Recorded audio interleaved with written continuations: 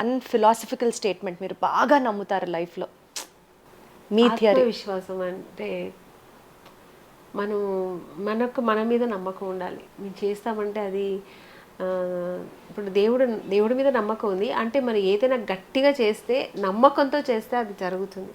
బా, చాలా కరెక్ట్. గట్టిగా అనుకొని చేస్తే గట్టిగా అనుకుని దాన్ని నమ్మాలి. ఇది ఇప్పుడు ఈ సినిమా ఇండస్ట్రీకి వస్తే నవ్వుతాను అని నమ్మాలి. అది వచ్చాము ఏంటి అసలు దొరకట్లేదు, ఏంది ఇది ఇది ఇట్లా మనం అనుకుంటే అది నెగిటివ్గానే ఉంటుంది. ఏదైనా పాజిటివ్గా అనుకుంటే పాజిటివ్గానే ఉంటుంది.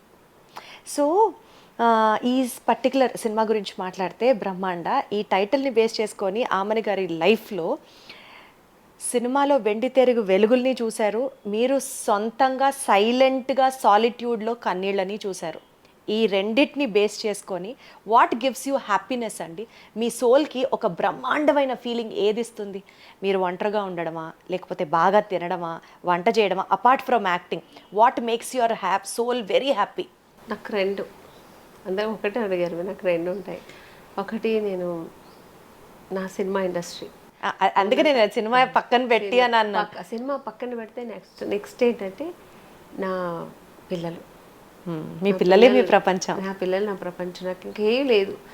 ఫస్ట్ ప్రొఫెషనల్, తర్వాత నాకు ఫస్ట్ ఒక దేవుడు. పొద్దున్నే పూజ చేయకుండా నేను ఉండను.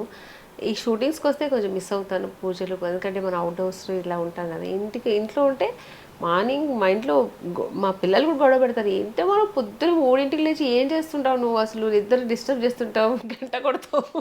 3ంటికి లేచి పూజలు చేస్తారు ఆమని గారు? అంటే 3ంటికి లేచి నేను ఇల్లంతా క్లీన్ చేసి నేనే చేసుకుంటాను. నాకు ఈ ఇంట్లో పనులు ఉంటారు, వాళ్ళు పొద్దున్న లేచి వాళ్ళే డిస్టర్బ్ చేయడం ఇష్టం ఉండదు. అర్లీ మార్నింగ్ నేనే లేచి నేను అంతా క్లీన్, అంటే దేవుడి వరకు నీట్గా క్లీన్ చేసుకుని 4:30 స్నానం చేసి 4:30కి అంతా నేను స్టార్ట్ చేస్తాను. మా బాబోయ్. ఇంట్లో ఉంటే నాకు ఇది మెయిన్ వర్క్. స్టార్ట్ చేసి దీపం పెట్టి ఇంకా నా మంత్రాలు అవన్నీ చెప్పుకుంటూ 6కి ఫినిష్ చేస్తాను. 6కి పిల్లలు వేసి ఇంక వాళ్ళు స్కూల్కి పంపడం, అది అలా ఉంటుంది.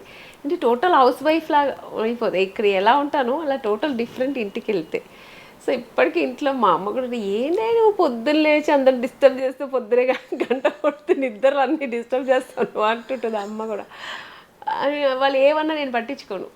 నాకు దేవుడి మధ్యన జరుగుతుండే, నీకెందుకు కనపడకపోతే మా దేవుడు నన్ను అడిగిందన్నీ ఇచ్చాను, నువ్వు మాత్రం నాకేం చేయవా అంటారు కదా ఆయన. అంటే నేను మళ్ళీ మర్చిపోయావా అంటారు కదా. సో అనుకుంటే అది ఒక కృతజ్ఞత అంతే. దానివల్ల ఏదో వస్తుందని కాదు, దేవుడు మనం ప్రార్థన చేస్తే ఆ కృతజ్ఞత చూపిస్తాను నేను. నా వల్ల అయింది అంతే, దేవుడికి నేను అంతే చేయగలుగుతా. ఆయన డైలీ తలుచుకోవడం నాకు ఇష్టం. మీ సెకండ్ ఇన్నింగ్స్ ఆఫ్ ఫిల్మ్స్ చూసుకుంటే మీరు ఒకప్పుడు ప్లే చేసిన, అంటే ఆలో క్యారెక్టర్ ప్లే చేసిన నితిన్ గారి మదర్గా చేసిన క్యారెక్టర్ దగ్గర నుంచి చూసుకుంటే ఈ మధ్య మీ రీసెంట్ 2 ఫిల్మ్స్ రిలీజెస్, నారీలో కానీ చాలా ఇంటెన్స్ క్యారెక్టర్ ప్లే చేశారు. ఇప్పుడు బ్రహ్మాండాలో కూడా ఆ టీజర్ చూస్తేనే, ఆ ట్రైలర్లోనే అమ్మో ఇందులో చాలా డెప్త్ ఉంది అన్నట్టు అనిపిస్తుంది. ఇది మూవీ అంటే స్టోరీ చాలా డెప్త్ స్టోరీ. యా, ఇంట్లో క్యారెక్టర్స్ మిగతా అదర్ క్యారెక్టర్స్ నాకు తెలియదు. నా క్యారెక్టర్ ఇన్నోసెంట్ వైఫ్ క్యారెక్టర్ నాది. సో ఇందులో నా హీరో నా కొడుకు character. So story depth story అన్నమాట. మెయిన్ స్టోరీనే హీరో ఇందులో. సో ఈ స్టోరీ బేస్ చేసి అందరు క్యారెక్టర్స్ ఎలా ఉంటుంది దీంట్లో.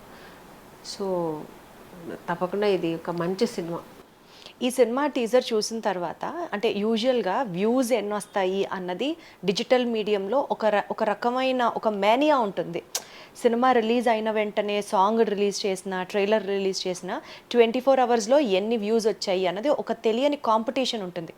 అవి పెయిడా లేకపోతే ఆర్గానిక్గా అన్నది మనం పక్కన పెట్టేస్తే, ఈ సినిమా టీజర్ నేను చూస్తున్నప్పుడు చాలా మంచి కౌంట్ ఆఫ్ వ్యూస్ ఉన్నాయి. అండ్ కింద కామెంట్స్ చదువుతాను నేను ప్రతి వీడియోకి. ప్రతి ఒక్కళ్ళు ఈ సినిమా సూపర్ సక్సెస్ అవ్వాలని, అండ్ ఆ డివోషనల్ అమ్మ కృప మీ అందరి మీద ఉండాలని. ఇది డివోషనల్ మూవీ. ఇంకోటి ఒగ్గు కళాకారు ఫస్ట్ టైం దాన్ని బేస్ చేసి ఇండియాలోనే ఇప్పటి వరకు ఈ బ్యాక్ డ్రాప్ లో రాలేదు. ఇది ఒగ్గు కళాకారు బ్యాక్ డ్రాప్ లో ఇది ఫస్ట్ టైం చేస్తున్నారు. సో అందుకని ఇది ఒక డిఫరెంట్గా ఉంటుందని అందరికీ ఆ ఎదురు చూపులు ఎక్కువ ఉన్నాయి. ఇది బాగుంటుంది. బ్రహ్మాండ టైటిల్ పరంగా చూసుకుంటే ఏదైనా ఒక బ్రహ్మాండం జరిగిందా ఈ సినిమా షూటింగ్ అప్పుడు జరిగేటప్పుడు? అసలు అన్ఎక్స్పెక్టెడ్ అట్లాంటిది ఏదైనా జరిగిందా? నేను యాక్చువల్గా మన డైరెక్టర్ అడిగితే తెలుసు, ఎందుకంటే సినిమా మొత్తం చేసింది ఆయన కదా. నేను చేసినంత వరకు ఏమీ జరగలే అలా. బ్రహ్మాండం అంటే సినిమానే బ్రహ్మాండంగా ఉంటుంది అంతే, ఇంకా జరగడం ఏమి ఉండదు. కానీ కొన్ని కొన్ని సీన్స్ అయితే చాలా భయంగా ఉంటుంది, అలా తీశారనమాట డైరెక్టర్ గారు. మీరు ప్రత్యేకంగా ఏదైనా హోంవర్క్ లాంటిది చేశారా ఈ సినిమాలో మీ క్యారెక్టర్ లేదు, కోసం నేను కానీ? ఇంక అసలు అది మీకు న్యాచురల్ గా ఉండే క్యారెక్టరే కదా, డివోషనల్ క్యారెక్టరే కదా. అలా చెప్పడం కాదు, నాకు తెలిసి నేను ఒక్క సినిమాకు మాత్రమే నేను హోంవర్క్ చేశాను. చెప్పనాలి, శుభ సంకల్పం. మ్మ్.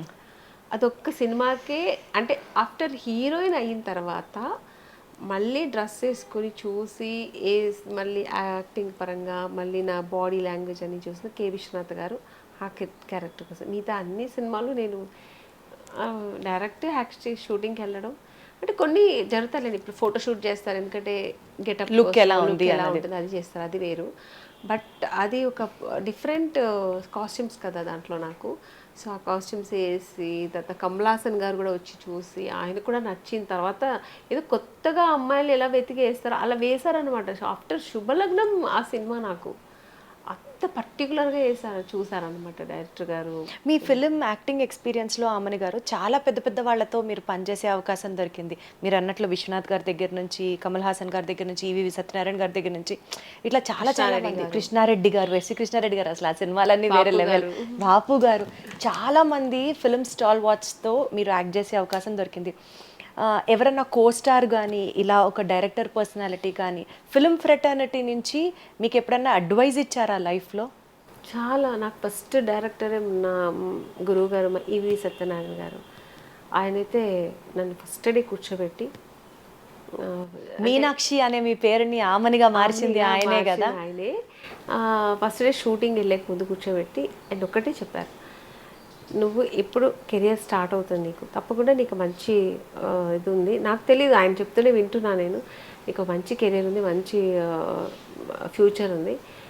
ఎప్పుడు ప్రొడక్షన్లో ఇది కావాలి అది కావాలి ఎప్పుడు అడగద్దు, నీకేం కావాలో నీ డబ్బుల్లో దానికి సపరేట్గా ఒక 1000 రూపీస్ అని దానికి పక్కన పెట్టుకో, నీ గ్లామర్ కోసం ఫ్రూట్స్ కానీ నువ్వు మెయింటైన్ చేసుకో. తర్వాత టైమింగ్స్ మార్నింగ్ త్వరగా, వాళ్ళు 7 అంటే 6:30 6:45 కదా ఉండేలా చూడు. తర్వాత ఎప్పుడు అందరికీ రెస్పెక్ట్ ఇవ్వు. ఒక 2 సినిమా హిట్ అయిన వెంటనే అలా ఇంకా తల నిలవదా హీరోయిన్స్ కానీ హీరోస్ కానీ, అలా ఉండొద్దు. ఇలా ఉన్నావంటే ఇప్పుడు ఈరోజు ఎలా ఉన్నావు నువ్వు, ఇలాగే నువ్వు ఎప్పుడు ఉన్నావంటే కలకాలం నువ్వు ఈ ఇండస్ట్రీలో ఉండగలుగుతావు అని నాకు ఫస్ట్ అడ్వైస్ చేశారు. నువ్వు తర్వాత ఒక నీకు స్టేటస్ వచ్చిన తర్వాత, ఆ స్టార్డమ్ అని వచ్చిన తర్వాత నువ్వేం అడగదు, అన్నీ వాళ్ళే ఇస్తారు. కొన్ని రోజులు ఇనీషియల్గా ఇది సినిమా అంతే, ఇదే సినిమా అని చెప్పిన తర్వాత నేను అలాగే ఫాలో అవుతున్నాను, మొత్తం అలాగే ఫాలో అవుతున్నాను. అందుకే ఇప్పుడు చెప్తుంటారు, ఏంటి ఆమ్ని గారు మీరు చాలా సింపుల్సిటీగా ఉంటారు, ఎప్పుడు ఒక హీరోయిన్ ఇది ఉండదు అది అంటే, నా గురువు గారు అలాగే ఉండమన్నారు, అలాగే ఉంటున్నాను నేను.